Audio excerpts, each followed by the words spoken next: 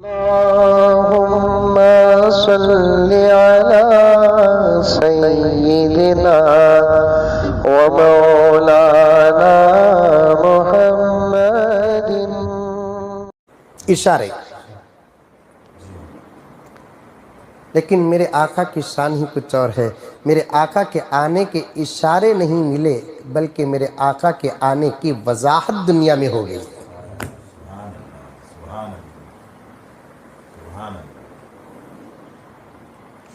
اور الفاظ سنیں آپ. جو انبیاء آنے سے پہلے جن کے اشارے دنیا والوں کو مل گئے تھے ان نبیوں میں بطور خاص 2 نبیوں کا ذکر آتا ہے جن کے آنے سے پہلے دنیا والوں کو معلوم ہو گیا. بغیر نام کے 2 نبیوں کا تذکرہ میں آپ کے سامنے کروں. اور بھی انبیاء ہیں. 2 انبیاء ایسے ہیں جن کے آنے سے پہلے دنیا والوں کو ان کے آنے کا اشارہ مل گیا بغیر نام کے. وہ 2 نبیوں کا نام ہے حضرت ابراہیم اور حضرت موسیٰ علیہ السلام. اور ان کے آنے کی خبر کون دیے؟ ان کے آنے کی خبر ان کے زمانے کے جادوگروں نے اپنے دور کے بادشاہوں کو دے دیے کہ ایک بچہ پیدا ہونے والا ہے جو تمہاری حکومت کے لیے یقینی طور پر خطرہ ہے. آنے سے پہلے ان کے آنے کی خبر زمانے کے نجومیوں نے دی. قربان جاؤ میرے اور آپ کے آقا حضرت محمد مصطفیٰ صلی اللہ علیہ وسلم پر آپ کے آنے کی خبر نجومیوں نے نہیں دی، خود انبیاء نے دی.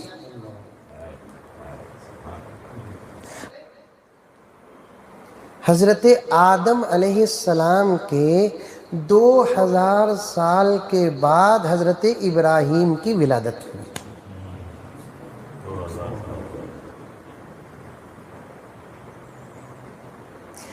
یہ سب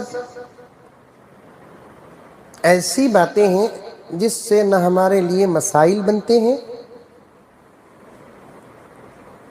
نہ ہمارے عقیدوں میں کوئی فرق آتا ہے. بس بڑی بڑی کتابوں میں یا اس کے حاشیے میں برابر یہ باتیں لکھی ہوئی ہیں. حضرت آدم سے حضرت ابراہیم کے درمیان کا زمانہ 2000 سال کا. یہاں پر آج کل ہمارے کالج میں پڑھنے والے نوجوان کھکرنا شروع کر دیتے ہیں. 2000 بول کر دلیل کیا حضرت تمہارے پاس؟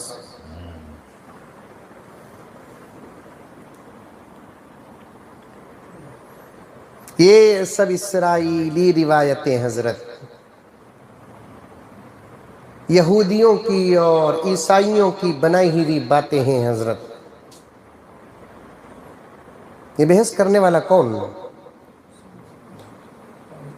جو قرآن اور قرآن کا ترجمہ، قرآن کی تفسیر، حدیث اور تشریح اور فقہ و تحقیق پر پہنچنا تو دور کی بات، نورانی قاعدے کا تختی نمبر 1 بھی نہیں پڑھا.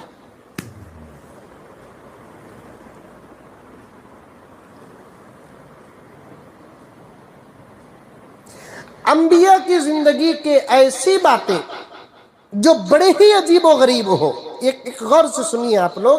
انبیاء علیہم السلام کی زندگی کی ایسی باتیں، میرے آقا سے پہلے کے زمانے کی ایسی باتیں جو انتہا درجے پر عجیب و غریب ہو، کسی صحیح روایت سے ثابت نہ ہو، اور ان باتوں سے ہمارے عقیدے میں کوئی فرق نہیں آتا، ان باتوں سے ہمارے مسائل میں کوئی فرق نہیں آتا، ان باتوں سے حضرات انبیاء کے معجزات اور ان کی شان میں اضافہ ہوتا ہے، تو ان باتوں کا انکار نہیں کر سکتے. آئی بات سمجھ میں حاجی صاحب؟ ارے آئی نہیں آئی؟ منڈی تو بھی ہلاو رہے باوا.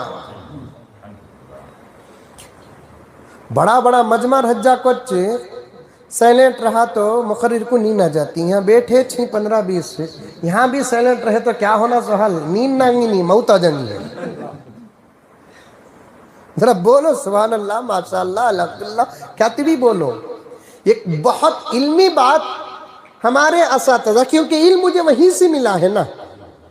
سمجھ میں آئی بات ہے؟ زندگی اور زندگی کی برکتیں اللہ کے فضل سے ماں باپ کے صدقے میں ملی ہے، علم اور اس کے فیوز و برکات تو میرے اساتذہ سے ملی ہے۔ میں یہ تمام باتیں انہی کی طرف منسوب کرتا ہوں اگر صحیح اور اچھی ہو۔ وہ باتیں جو میرے نبی کے زمانے سے پہلے کی ہوں، غور سے سننا، وہ باتیں جو میرے نبی کے زمانے سے پہلے کی ہو، وہ باتیں جو حضرات انبیاء کی ہو، وہ باتیں جس سے ہمارے عقیدے میں کوئی فرق نہیں آتا، وہ باتیں جو ہمارے مسائل اور شریعت محمدیہ میں کوئی فرق نہیں آتا، وہ باتیں جس سے حضرات انبیاء کے شان میں اور ان کے معجزات میں اضافہ ہوتا ہے، تو ان باتوں کا انکار نہیں کریں گے۔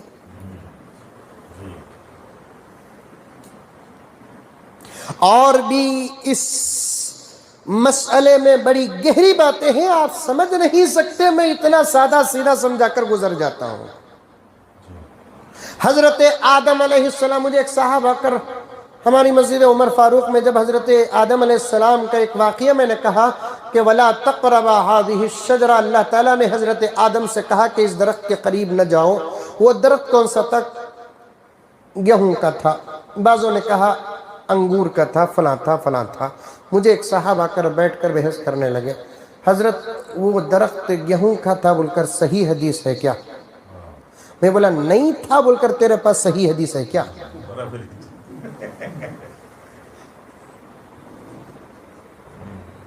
گیہوں کا تھا کہ انگور کا تھی کہ انار کا تھا کہ علماء نے لکھا ہے گیہوں کا تھا۔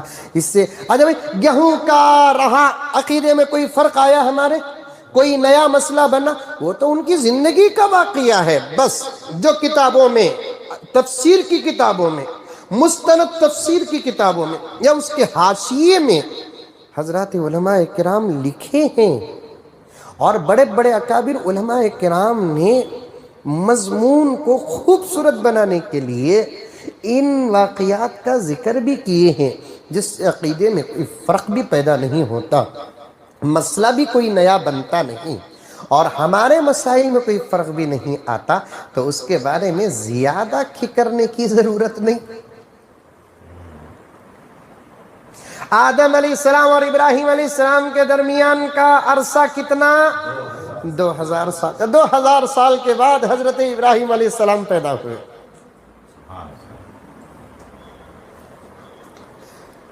ابراہیم علیہ السلام کے زمانے میں، ابراہیم کے پیدا ہونے سے پہلے ایک بادشاہ تھا، مشہور تھا، اس کا نام نمرود تھا، اور وہ صرف بادشاہ نہیں تھا بلکہ بادشاہت کا نشہ اتنا چڑھا تھا اس پر، اتنا چڑھا تھا کہ وہ بادشاہت کے ساتھ ساتھ تمام بادشاہوں کا بادشاہ یہ اگر دعویٰ کر دیتا تب بھی کوئی فرق پیدا نہیں ہوتا، بلکہ اس نے دعویٰ یہ کیا کیا؟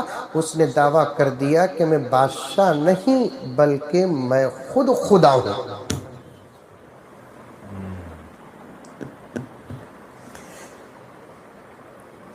جناب الحاج فیضان صاحب، یہاں میں امت کو جگانے کے لیے 2 منٹ کے لیے ذرا اپنے عنوان سے ہٹتا ہوں، یا یہ باتیں بھی عنوان میں داخل ہیں۔ آج بھی اگر کوئی خدا کا دعویٰ کرتا ہے تو پریشان ہونے کی ضرورت نہیں ہے، کیونکہ اگر کوئی آدمی خدا کا دعویٰ کرتا ہے تو اس کا دعویٰ جھوٹا ہے، یہ جاہل سے جاہل آدمی بھی سمجھ جاتا ہے۔ مجھے بہت افسوس ہوتا ہے، ہمارا اپنا حلقہ ہوتا ہے، ہماری اپنی حد ہوتی ہے، اپنا دائرہ ہوتا ہے، جس کی جو پوزیشن ہوتی ہے، جس کی جو طاقت ہوتی ہے اتنا ہی کام کر سکتا ہے، طاقت سے بڑھ کر آگے بڑھ کر بات نہیں کر سکتا، کام نہیں کر سکتا۔ جو لوگ اس وقت دنیا میں انسانوں کو کیا جانوروں کو خدا مان بیٹھتے ہیں، مجھے ان کو دیکھ کر بہت افسوس ہوتا ہے۔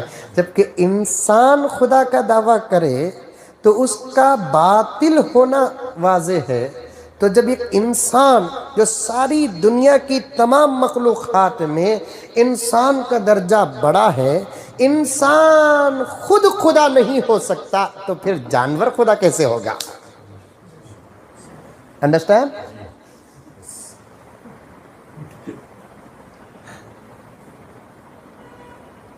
انسان خود خدا نہیں ہو سکتا، اسی لیے کہتے ہیں عقل بھی ہمارے کنٹرول میں نہیں ہے، عقل بھی ہے تو وہ خدا کے کنٹرول میں ہے۔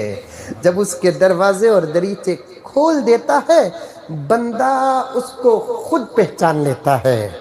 جب انسان کے عقل کے دروازے اور دریچوں پہ تالا پڑ جاتا ہے وہ خدا کی تلاش میں خدا تک پہنچتا تو نہیں، جانوروں کو خدا مان بیٹھتا ہے۔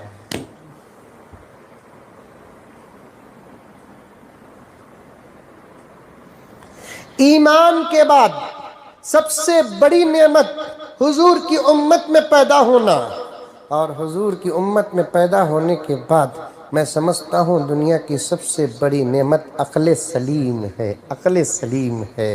اللہ تعالیٰ یہ ایمان و رسالت کی دولت نہ دیتے اور عقل سلیم نہ دیتے، یہ ہدایت کے فیصلے نہ کرتے تو پھر دوستو فخر کرنے کی ضرورت نہیں، ہم بھی کسی جانور کو خدا سمجھ بیٹھتے ہیں۔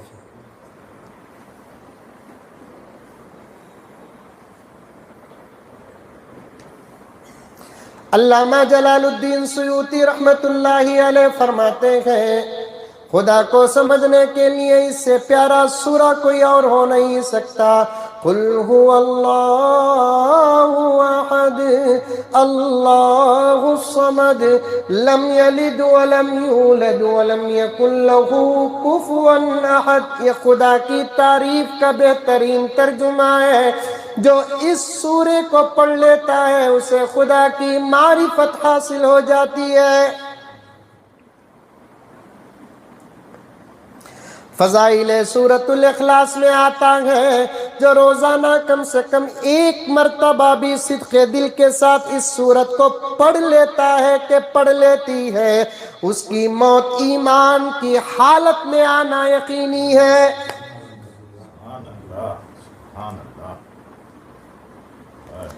ایک جگہ پر آتا ہے، ایک روایت میں آتا ہے جو روزانہ 10 مرتبہ اس سورت کو پڑھتا ہے اس بندے سے خود خدا محبت فرماتے ہیں۔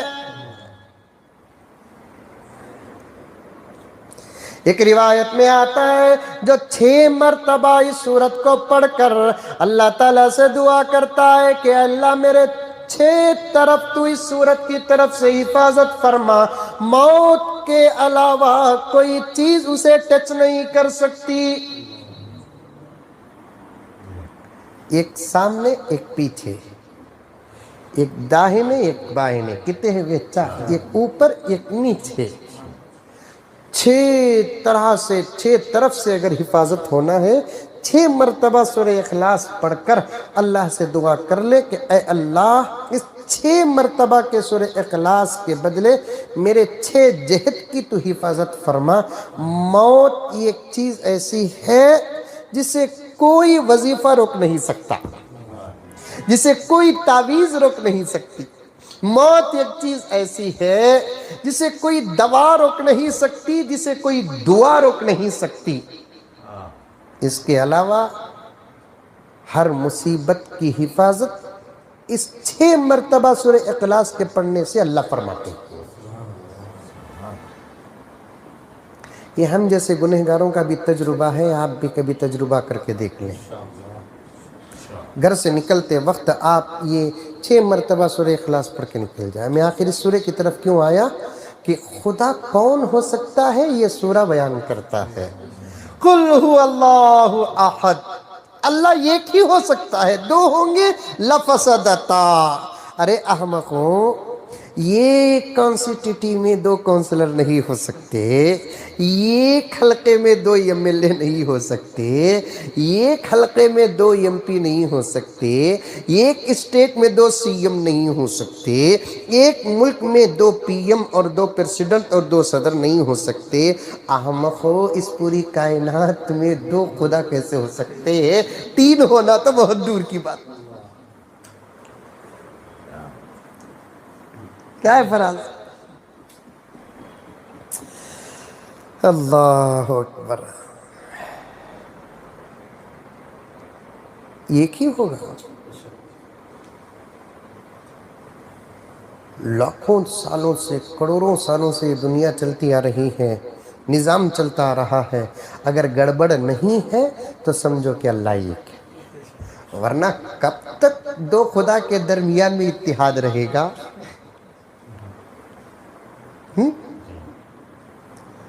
دو خدا کے درمیان میں اتحاد کب تک رہے گا؟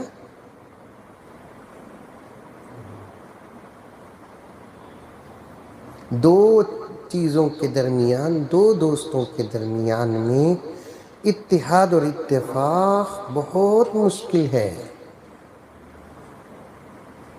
اللہ الصمد، خدا وہ ہوتا ہے جو کسی چیز کا محتاج نہیں ہوتا، بلکہ سب اس کے محتاج ہوتے ہیں۔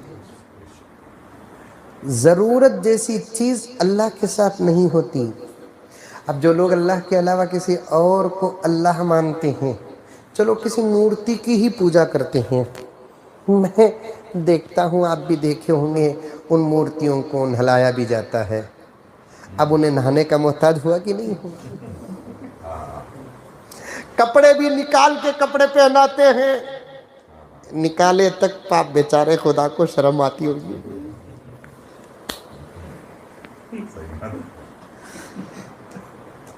اور وہ خدا جو اپنی لنگوٹ کی حفاظت نہیں کر سکتا، وہ دنیا کی کیا حفاظت کرے گا؟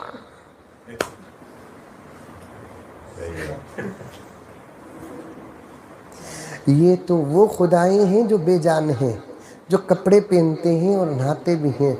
کچھ خدا تو ایسے ہیں کہ جن کی تشریف مکمل نظر آتی ہے، کپڑے تک پہنتے نہیں، اور دم ہلا ہلا کے کھانا دکھاتے رہتے ہیں۔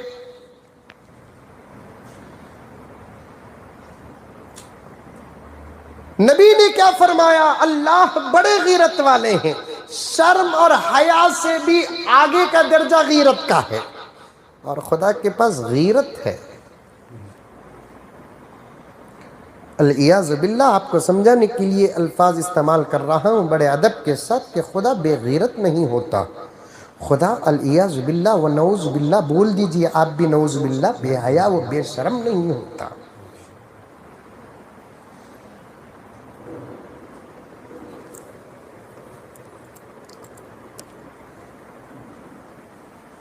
انسان خدائی دعویٰ کرے،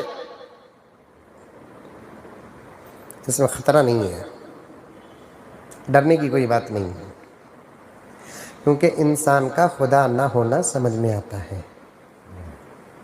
پھر کبھی انشاءاللہ تعالیٰ توحید کے عنوان پر ہمارے اساتذہ کا فیض، بزرگوں کی کتابوں کا فیض آپ کے سامنے رکھنے کی کوشش کروں گا۔ یہ ہماری امانت ہے جو آپ تک پہنچانا ہے، ہمارے علم کو تر و تازہ رکھنا ہے، ہم لوگوں کو بیان کرنا ہی پڑتا ہے، مطالعہ کرنا ہی پڑتا ہے۔ ایمان بہت اہم چیز ہے۔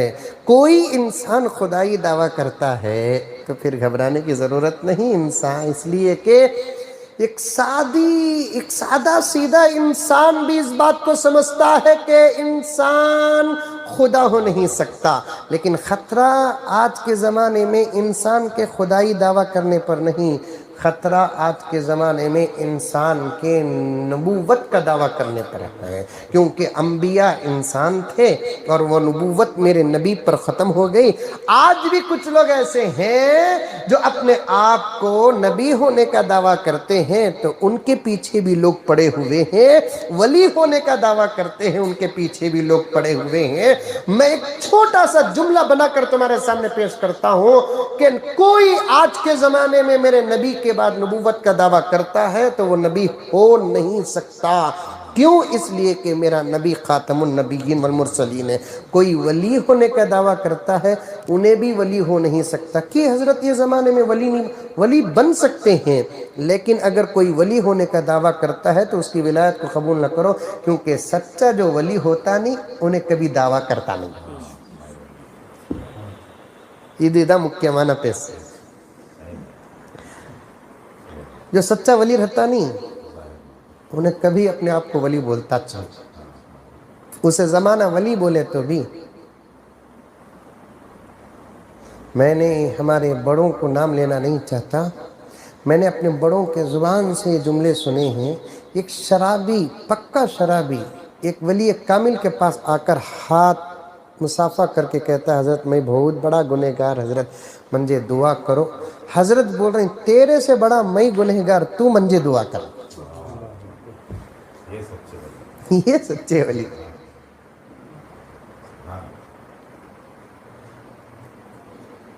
ہاں ذرہ پگڑی پہن لیے تو ولی بن گئے، ٹوپی پہن لیے تو ولی بن گئے، داڑھی چھوڑ لیے تو ولی بن گئے، ہاتھ میں ڈنڈا پکڑ لیے تو ولی بن گئے، جھبا لمبا پہن لیے تو ولی بن گئے، چلتے چلتے گر گئے تو ولی بن گئے، وجد میں آ گئے تو ولی بن گئے. اللہ کی یاد میں نشاکت،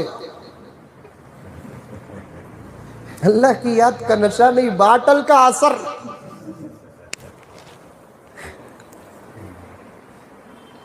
خطرہ کوئی خدا ہونے کی دعویٰ کرتا ہے تو نہیں ہے جناب حاجی صاحب. آج اگر کوئی نبی ہونے کا دعویٰ کرتا ہے تو بڑا خطرہ ہے، کوئی ولی ہونے کا دعویٰ کرتا ہے تو بڑا خطرہ ہے، اس لیے کہ اس دعوے میں آج بھی پسلنے والے لوگ پسل رہے ہیں.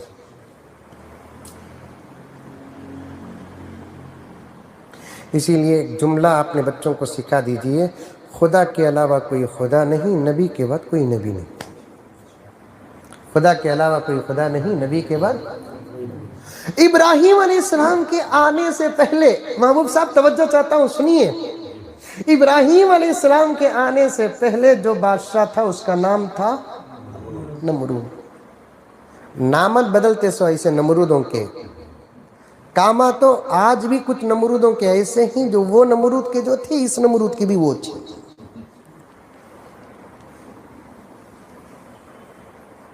اس کا نام کیا بھائی؟ وہ بھائی گلاس. نام کے بدلنے سے حقیقت بدلی. اس کا اصل نام کیا؟ موبائل. کمپنی چھوڑو، موبائل. میں اسے گلاس بولیا، سمجھ رہا ہوں گلاس، لیکن حقیقت میرے نام کے بدلنے سے بدلی کیا؟ ویسے آج کے زمانے میں بھی کچھ لوگ ہیں، نام کیا تو بھی ہو سکتا ان کا، لیکن اصل ٹریڈ مارک جو ہے نا وہ نمرودی ہے. کیسا بول کر یہ جملہ 10-15 منٹ میں سمجھ میں آ جائے گا.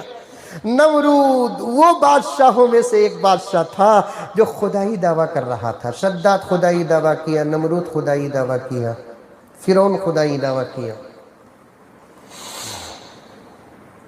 آج کچھ نمرود و فرعون و شداد ہیں خدائی دعویٰ تو نہیں کرتے ہیں، لیکن وہ جو سوچ رہے ہیں وہ اپنے آپ کو خدا سمجھ کر کر رہے ہیں.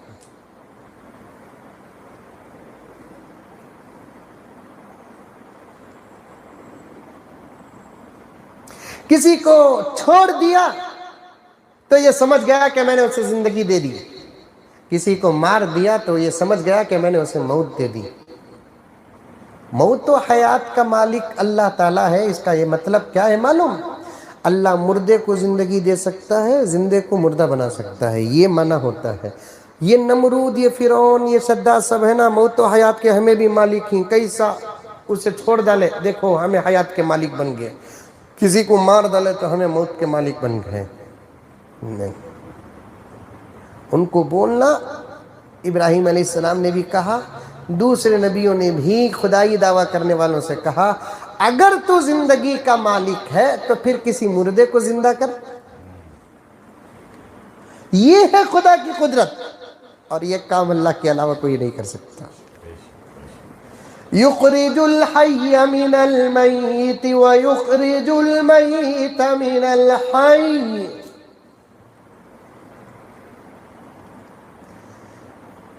زندے کو نکالتا ہے مردے سے، مردے کو نکالتا ہے زندے سے.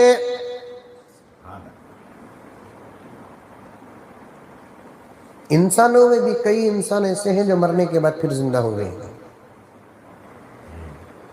جلال الدین سیوطی رحمۃ اللہ علیہ نے مر کر پھر زندہ ہونے والے افراد کی گنتی کے ساتھ ایک کتاب لکھے. اس امت کے علماء کی شان ہی بہت ہے، کیونکہ نبی کے وارث ہے نا، کام بھی نرالا. غرض بات لمبی ہو رہی ہے. نمرود بڑا خطرناک بادشاہ دربار کو آتا اور جاتا, کئی عجیب و غریب فیصلے کرتا. ایک دن نمرود اپنے دربار میں آ کر جب بیٹھا تھا, اس زمانے کے بادشاہوں کے دربار میں وزراء بھی ہوتے تھے اور اس دور کے علماء بھی ہوتے تھے, نجومی لوگ بھی ہوتے تھے, کاہن اور جادوگر بھی ہوتے تھے. سب کو ساتھ رکھ کر بادشاہ اپنی حکومت کرتا تھا. غریب میں بھی آپ دیکھیں گے بادشاہوں کی ایک عادت تقریباً ملی جلی ہے, اپنے ساتھ وہ اپنے دور کے علماء کو ساتھ رکھتے تھے اور ایک ایک فن کے ماہرین کو ساتھ رکھتے تھے. فرعون کا دور ہو کہ نمرود کا دور ہو, پہلے نمرود کا دور, بعد میں فرعون کا دور, پہلے ابراہیم کا دور, بعد میں موسیٰ علیہ السلام کا دور ہے. اس دور میں جادوگروں کا بڑا بلہ تھا. نمرود کے دربار میں جادوگروں کا بھی ایک مجمع ہوتا تھا. روزانہ آتے تھے, سچے اور جھوٹی باتیں بول بول کر نمرود کو خوش کرتے تھے اور نمرود کے پاس سے تحفے لے کر جاتے تھے. ایک دن نمرود آ کر بیٹھا تو جادوگر سب بیٹھے ہوئے تھے. بہت پتے کی بات بتا رہا ہوں, یہ واقعہ سنے ہوں گے. اس واقعے کو حالات کے ساتھ میں پہلی مرتبہ آپ کو جوڑ کر پیش کر رہا ہوں, ذرا توجہ چاہتا ہوں. صرف اتنا واقعہ بول کر میں حضرت ابراہیم علیہ السلام کے کچھ خصوصیات بیان کر دوں گا, اس کے بعد مسائل.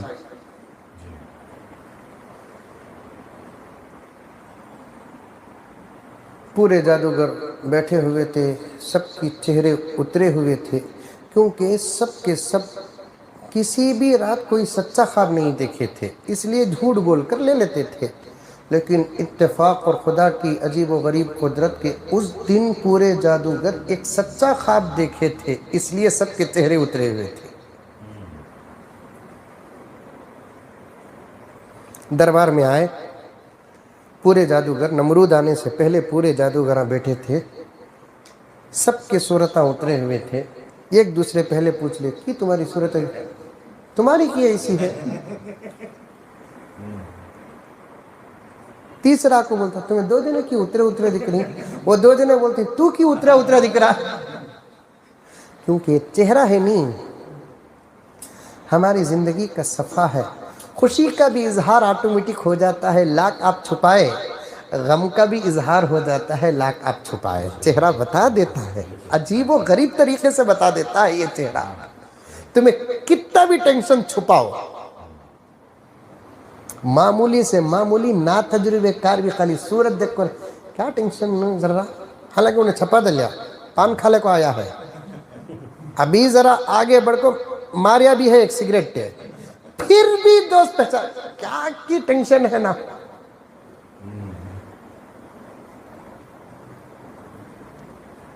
پہچان لیتے ہیں برابر.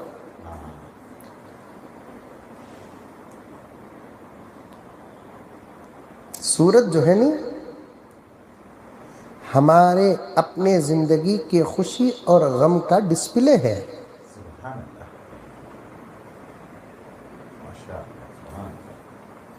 بتا دیتا چہرہ.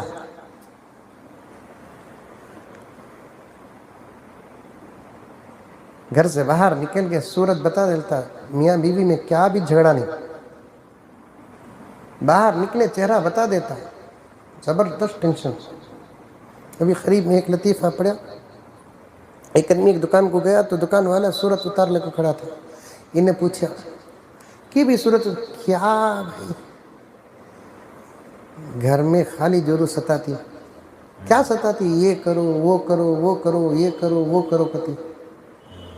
انہیں بولا اس سے جا کو تو ٹینشن لے لیا سو, منجے بھی میری جورو. اب آتے آتے بولی برتن دھو بول کو, بھائی بولا جا کا کو دھوتوں, بولیا بھائی.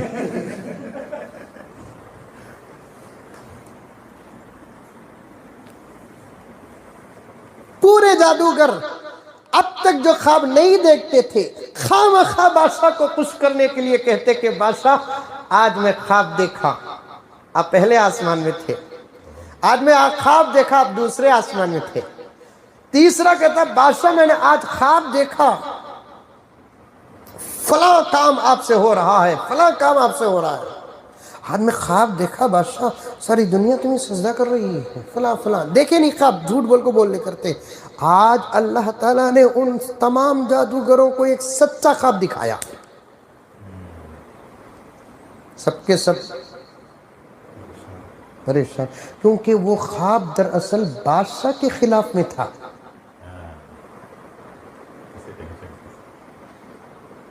اب بادشاہ صورتیں پہچان لیں گا، جب رعایت ایسی ہے بولے تو بادشاہ کیسے رہیں گے؟ اب بادشاہ ہمارے صورتیں دیکھ کو پوچھا تو ہمیں بولنا پڑے گا، کیونکہ آئندہ چل کر جو ہونے والا ہے، جو خبر اللہ تعالیٰ نے ہم کو اب دکھایا ہے، آئندہ چل کر ہونے کے بعد بادشاہ پوچھا کی نہیں منجے بولے بول کر بولے تو اس وقت سوائے بادشاہ ہم کو قتل کرنے کی کوئی چھوٹی سزا نہیں دے گا، اس لیے ہم کو بتانا پڑے گا۔ اب سچی سچی بولنا پڑے گا۔ آپس میں جادوگراں بات کرے کی بھی جی خواب دیکھا جی میں آج، کیا دیکھا؟ ایسا دیکھا۔ ارے میں بھی سیم دیکھا۔ تیسرا آپ کو بیچ میں سننے کو تھا، میں بھی سیم دیکھا۔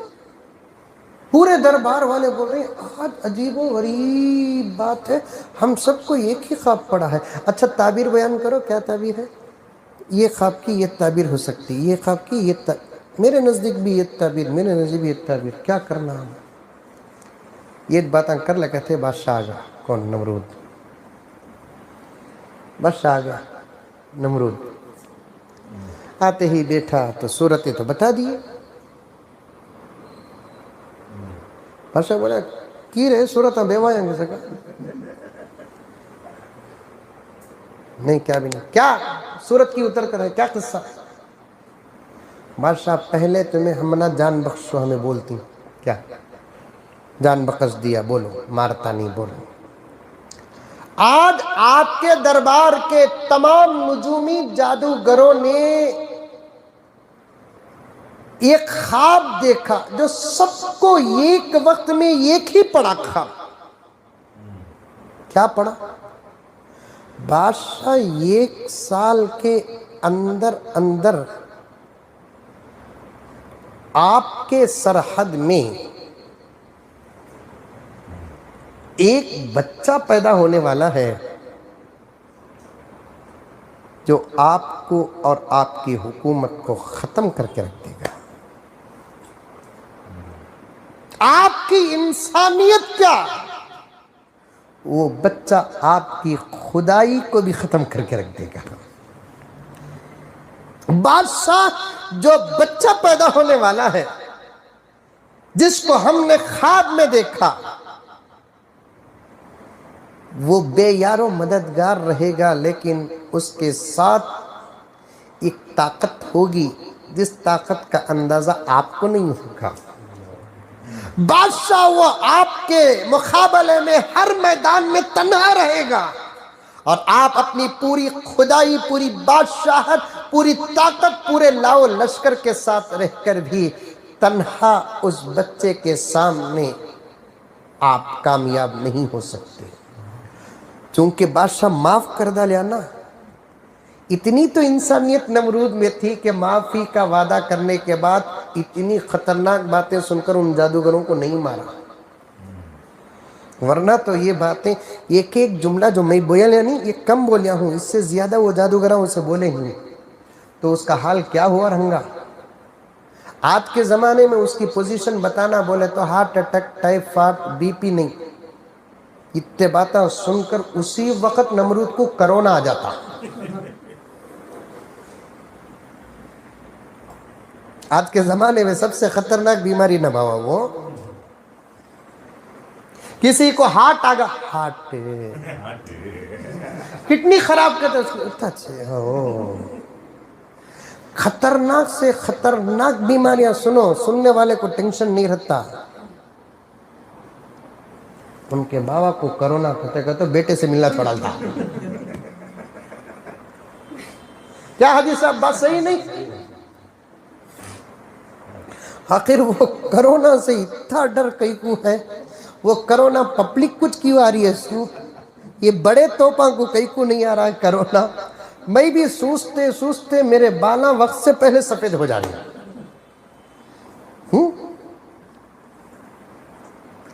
بادشاہ چونکہ معاف کر دیا تھا, جان بخشی کا وعدہ کر دیا تھا, اس لیے کہنے لگا کہ اچھا وہ بچہ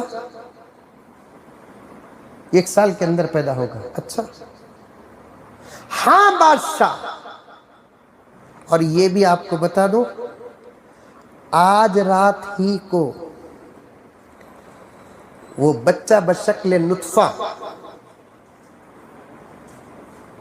باپ کے پیٹ سے نکل کر ماں کے پیٹ میں داخل ہونے والا ہے. آج ہی رات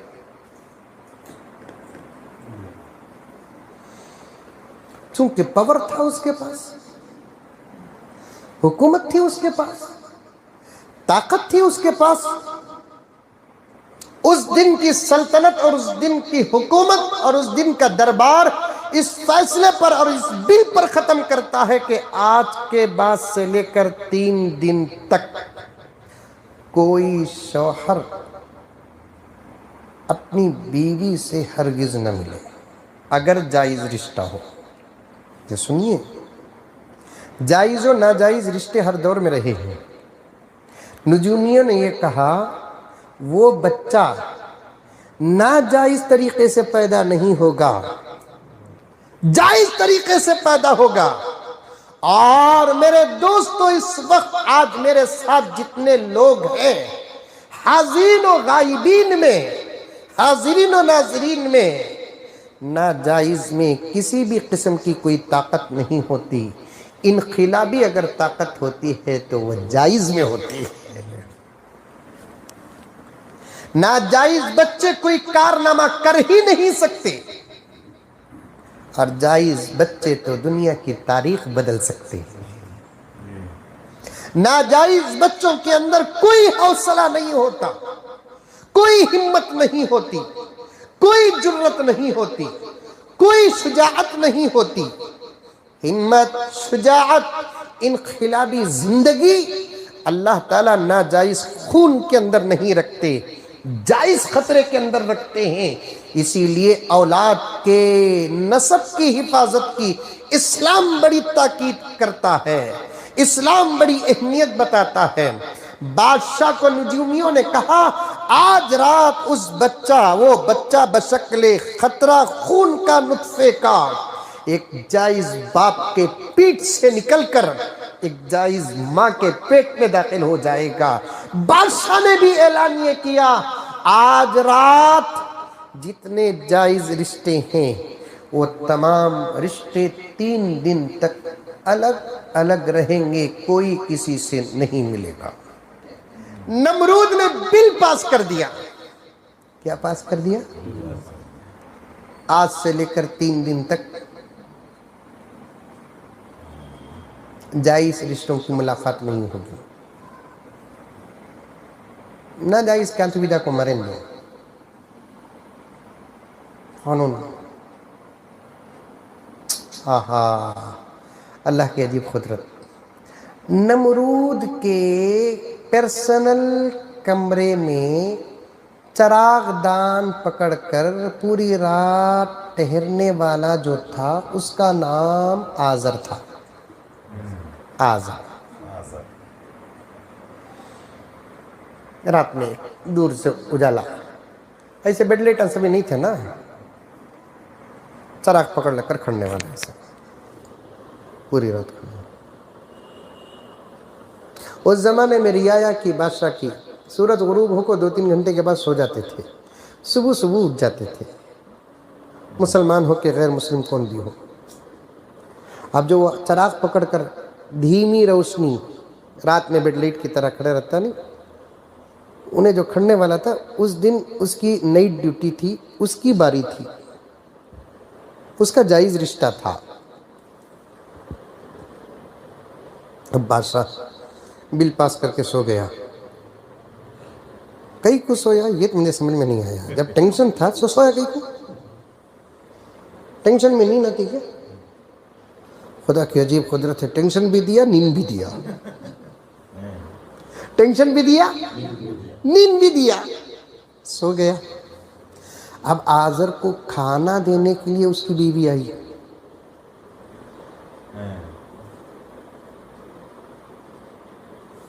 جیسے ہی بیوی آئی تو پھر میرے دوستو جائز محبت بھی ہو گئی. وہاں بادشاہ یہاں محبت. اشارہ سمجھ رہی ہیں بابا؟ خدا کی قدرت دیکھو. وہاں نہیں ہونا پیدا بچہ، وہاں ہو جائے گا تو کیا کرنا، وہاں ہو جائے گا. اللہ بولتا تیرے کمرے میں پیدا کر دوں گا. اللہ اکبر، سبحان اللہ سبحان اللہ. انسان کا گمان جہاں نہیں جاتا وہاں میرے رب کی قدرت جاتی ہے، کرشمہ کر دکھاتی ہے. بے فکر جناب نمرود سو رہے ہیں، خدا اس بچے کی پیدائش کا آغاز فرماتے ہیں. سبحان اللہ. دوسرے دن پھر دربار، پارلیمنٹ، لوک سبھا. کیا سبھا کی؟ اب پھر پورے نجومیوں کے چہرے. رات میں آزر بیوی سے ملاقات کرنے کے بعد بیوی کو بولے خاموش چل جا. کون تو بھی کہتی ہوئی پوچھا تو کیا بھی بولنا، خالی کھانا دینے آئی. بولتا اور بھی کچھ باتیں ہیں، کیا معلوم کہ بچے سنتے ہوں گے، اس لیے میں خاموش ہے جا. انہیں بھی چلے گی. سمجھ میں شریف بن گئی انہیں بھی بیچاری، کیا بھی معلوم نہیں سکا. انہیں رکھا سو چراغ پھر اٹھا لے کو کھڑ گا. آزر صبح ہی اٹھ کو نمرود دیکھا تو ہاں سورج آگا بھی، تو چل جا. چلے گا. پھر دربار، پھر صورتہ کل سے زیادہ آج اتر کو ہی، کل سے زیادہ آج اتر کری. پھر بادشاہ پوچھا کی رے کل تی بھی ذرہ اچھی تھی، آج تو اور زیادہ بدتر ہے. پہلے معاف کرو. معاف کر ڈالیا. کیا ٹرانسفر ہوگا بچہ؟ وہ باپ کے پیٹ سے ماں کے پیٹ میں چلا گیا بچہ. جسے خدا پیدا کرنا چاہے رب کعبہ کی قسم اسے کوئی روک نہیں سکتا. جسے خدا نہ دینا چاہے لاکھ کوششیں کر لے حاصل نہیں کر سکتے. آج کی ڈاکٹری کہتی ہے 3 آپریشن کے بعد بچے پیدا نہیں ہوتے. آپ جا کر دیکھیے. ایک صاحب آئے میرے پاس آ کر کہنے لگے حضرت میری بیوی کے لیے دعا کریں. میں نے کہا کہ ضرور کروں گا. کیا مسئلہ ہے؟ 3 بچے آپریشن سے پیدا ہوئے حضرت. اب ڈاکٹر بولے کہ بچہ پیدا نہیں ہوتا، لیکن عجیب و غریب قدرت ہے کہ پھر سے میری بیوی حاملہ ہے. میں نے کہا کہ بھائی یہ خدا کی نعمت ہے، اللہ کی عطا ہے. جسے دنیا میں خدا پیدا کرنا چاہتے ہیں اسے دنیا کی کوئی طاقت روک نہیں سکتی.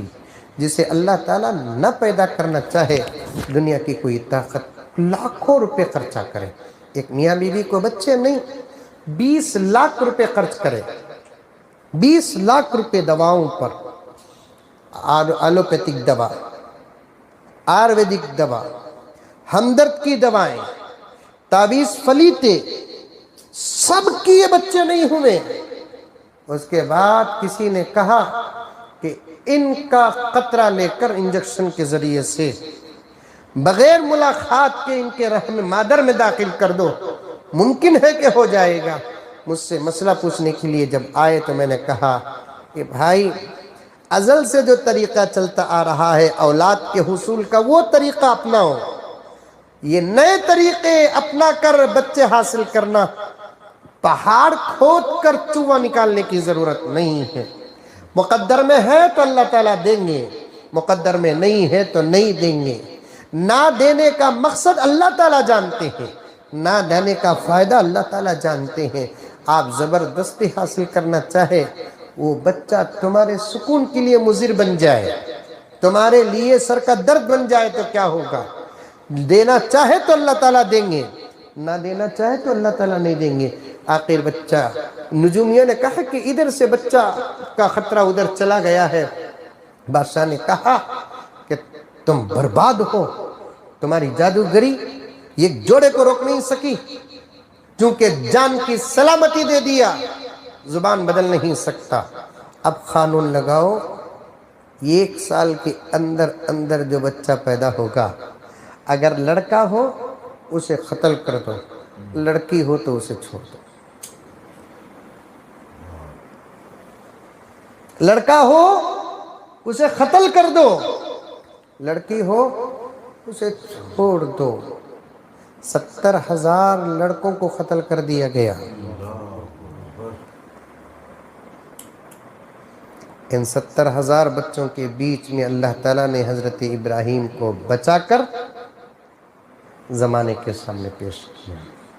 تاریخ کا ایک چھوٹا سا جھونکا تمہارے سامنے پیش کر رہا ہوں, کیونکہ مجھے مسائل بیان کرنا ہے, اور اس کے علاوہ بھی بہت ساری باتیں ہیں. حضرت ابراہیم علیہ السلام جلیل القدر نبیوں میں سے ایک نبی, اللہ نے ان کو اپنا خلیل بنایا. ایک ایک نبی کو ایک ایک خاص چیز عطا فرمائی. ابراہیم علیہ السلام کو اللہ نے خلیل بنایا. خلیل کسے کہتے ہیں معلوم؟ پرسنل دوست کو. حضرت ابراہیم علیہ السلام اللہ کے پرسنل دوست. اور خلیل کا اولیاء نے ترجمہ کیا کیا معلوم؟ اپنی ہر چیز اللہ کے نام پر جو قربان کرتا ہے وہی اللہ کا خلیل ہوتا ہے. اور ابراہیم نے اللہ تبارک و تعالی جب بھی ابراہیم سے امتحان لیا, کسی امتحان میں ابراہیم ناکام نہیں ہوئے. اسلمت لرب العالمین, اللہ نے کہا کہ یہ کرو تو کر دیے. ماں باپ کے سامنے توحید بیان کرو, کر دیے. بادشاہ کے سامنے جا کر توحید بیان کرو, کر دیے. آگ تیار کیا, 16 سال کی عمر, آگ نمرود تیار کیا. کتنے سال؟ 16 سال کی عمر. وہ بھی آگ کا تو معمولی آگ نہیں, خالی آگ کی لکڑیاں تقریباً 1 مہینے تک جمع ہو گئی. خالی پورے لکڑیوں کو آگ لگانے کے لیے 7 دن لگے. سمجھ میں آئی بات ہے؟ اونچائی اس آگ کی 30 ہاتھ لمبی, چوڑائی اس آگ کے حلقے کی 20 ہاتھ. قریب جا کر بھی ڈال نہیں سکتے تھے. ابراہیم کو جاؤ بولے تو ابراہیم جاتے بھی نہیں تھے. کیوں جائیں گے؟ بچنے کی جہاں تک ہو سکے کوشش کرنا. قریب جا کر ڈالیں گے, ڈالنے والے جل جائیں گے. ابراہیم کو بھیجیں گے, نہیں جائیں گے. ہاتھ پیر پکڑ کر ڈالنا, بند کر ڈالنا. لمبی کفگیر بنائے, لمبی کفگیر 60 ہاتھ لمبی. وہ کفگیر کا جو سامنے کا سر ہوتا نہیں, اس میں ابراہیم کو بٹھا کر ڈال دیا. روایت بڑی عجیب آتی ہے. کفگیر میں بٹھا دیے, تب جبرائیل آئے ابراہیم کے پاس. آ کر بولے کہ ابراہیم حکم دو, ایک پھونک مار تو پوری آگ برباد ہو جانا. ابراہیم نے کہا کہ نہیں, اللہ بول کو بھیجا کہ تمہیں بول رہی کہ نہیں, میں ہی بول رہا ہوں. نہیں, کسی کی ساتھ دینے کی ضرورت نہیں. آگ میں جانا میرے رب کی مرضی ہے, تو وہ آگ بھی میرے لیے جنت ہے. اللہ تعالیٰ نے حضرت جبرائیل سے کہا کہ جبرائیل جاؤ, میرے ابراہیم کو جنت کا ریشمی لباس پہناؤ. ریشمی لباس پہنایا گیا, آگ میں ڈال دیے گئے. ابراہیم علیہ السلام آگ میں داخل ہوئے. حسبی اللہ ربی نعم الوکیل پڑھ کر ابھی ایک دن نہیں 2 دن نہیں، آج کل محرم میں پنجے اٹھا لے کر کودتے ناگ میں بھاگ جاتے سنتا، پھر اٹھا لے بڑا بھاگا دیتا۔ وہ تو کیا کرتا ہے، میں بھی کرتا ہوں۔ ہمیں بھی بچپن میں کیا کرتے تھے، کبھی بھی کرنٹ چلے گا تو موم بتی سل گیا تو ایسا بیچ میں انگلیاں ایسا کرتے تھے۔ وہ کھیلا کہاں کھیل رہی ہیں آپ کے بچے، چراغ سلگ لے کچھ انگلیاں پھریں گے نہیں، پھوک جل کو چل جاتا۔ ان کے انکل کے دور کے بچے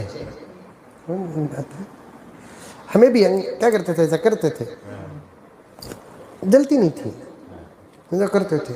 ہمارے سے کمزور یا چھوٹی عمر کا جو رہتا نہیں، انہیں ہم نہ دیکھو تعجب کرتا، اتنا بڑا ولی ہے جو کم ولی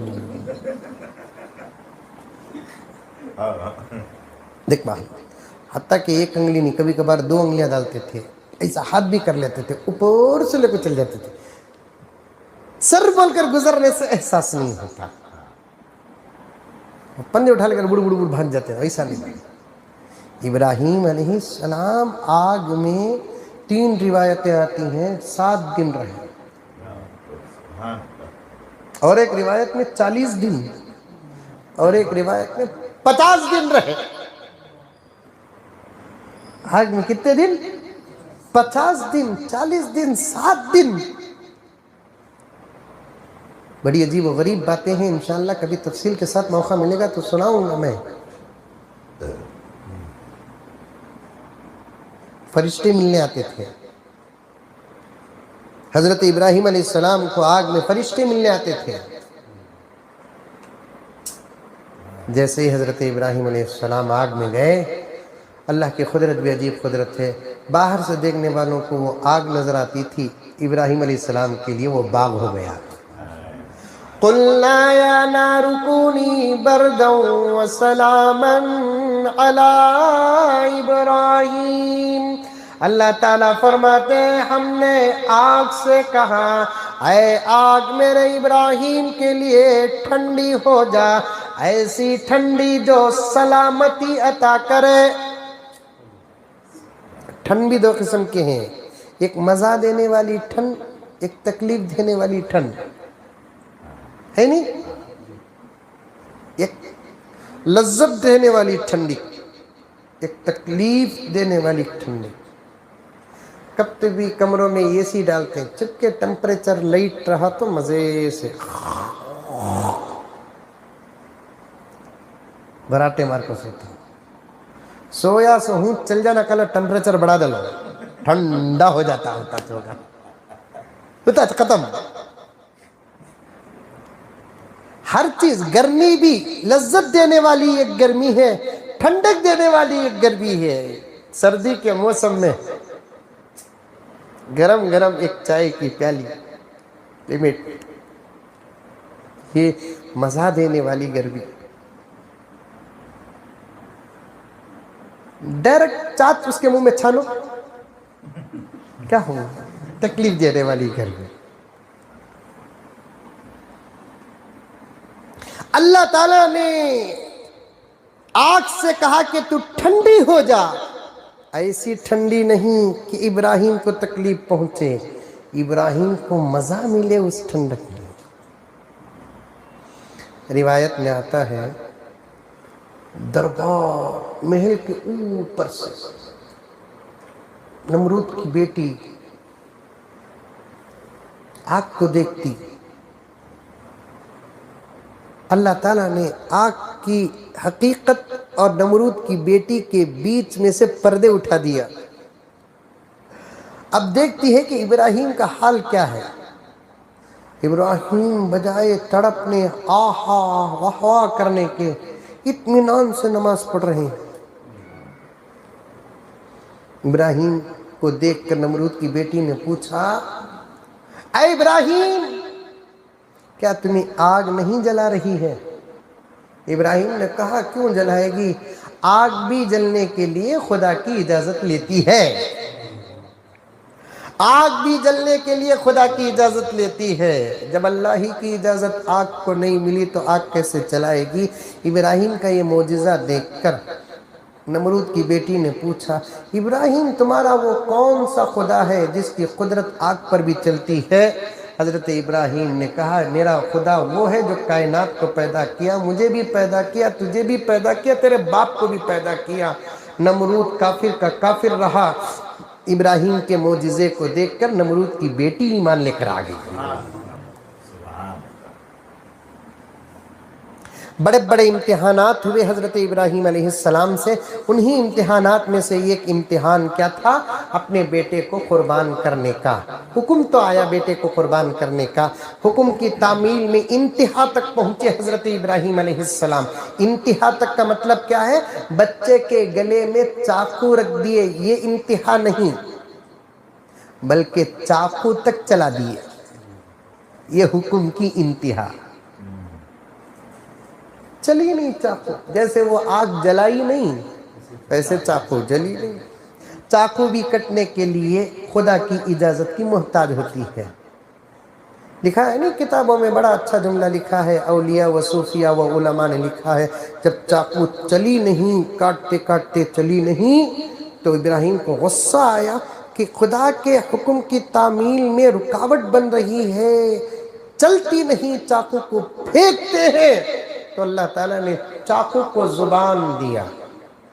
چاقو کہتی ہے کہ خلیل تو چاہتا ہے کہ میں چلوں، جلیل چاہتا ہے کہ میں نہ چلوں۔ تیری خواہش جہاں ختم ہوتی ہے وہاں رب کا حکم چلتا ہے۔ اللہ تبارک و تعالیٰ کے اس خلیل ابراہیم نے چاقو تک چلایا، چلے نہیں۔ خدا کو، اللہ کو حضرت ابراہیم علیہ السلام کی یہ ادا اتنی پسند آئی، اللہ تعالیٰ نے فرما دیا کہ ابراہیم، ہر نبی کے آ کر جانے کے بعد اس کی شریعت ختم، آنے والے نبی کی شریعت شروع ہو جاتی ہے، لیکن تمہارا یہ عمل، پوری شریعت نہیں، تمہارا یہ عمل تمہارے جانے کے بعد قیامت تک جاری رہے گا۔ وَتَرَكْنَا عَلَيْهِ فِي الْآخِرِينَ، ہم نے اس عمل کو قیامت تک کے لیے زندہ کر دیا۔ اے ابراہیم، اسماعیل کو ذبح نہ کرو، اسماعیل ذبح بھی نہیں ہوں گے۔ یہ چاقو کیا دنیا بھر کی دھاریں لا کر اسماعیل کے گلے میں چلا دو، اسماعیل کا گلا کٹے گا نہیں۔ اسماعیل کو مارنا ہمارا مقصد نہیں، مقصد تو تمہارا امتحان ہے۔ اسماعیل کو موت کیسے آئے گی جب تک کہ ان کی شادی نہ ہو؟ اسماعیل کو موت کب تک، اس وقت تک کب آئے گی جب تک کہ اسماعیل کے بچے پیدا نہ ہو۔ اے ابراہیم، تمہیں کیا پتا ہے یہ تمہارا بچہ وہ ہے جس کی نسل سے ہم ہمارے محمد کو پیدا کرنے والے،